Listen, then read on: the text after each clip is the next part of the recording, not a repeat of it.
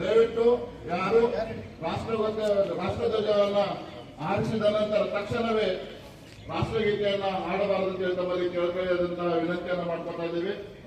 ಇನ್ನೊಮ್ಮೆ ಹೇಳ್ತಾ ಇದ್ದೀನಿ, ರಾಷ್ಟ್ರಧ್ವಜ ಹಾರಿದ ತಕ್ಷಣ ರಾಷ್ಟ್ರಗೀತೆಯನ್ನ ಹಾಡಬೇಡಿ. ನಾವು ಎಲ್ಲರೂ ಅತಿಥಿಗಳು ಬಂದು ನಿಂತ ನಂತರ ಇನ್ಸ್ಟ್ರಕ್ಷನ್ ಅನ್ನ ಕೊಡ್ತೀವಿ.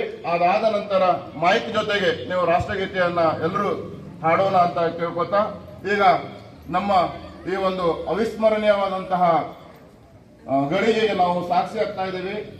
ನಮ್ಮ ನೆಚ್ಚಿನ ಆರೋಹಣ ಮಾಡ್ತಾ ಇದ್ದೀವಿ. ನಮ್ಮ ಸಂಸ್ಥೆಯ ಮುಖ್ಯಸ್ಥರಾದಂತಹ ಕಾಲೇಜಿನ ಪ್ರಾಂಶುಪಾಲರಾದಂತಹ ಶ್ರೀ ಉಮಾಮಹೇಶ್ವರ್ ಸರ್ ಅವರು ಈ ಒಂದು ಕಾರ್ಯಕ್ರಮವನ್ನು ನೆರವೇರಿಸಲಿದ್ದಾರೆ. ಈಗ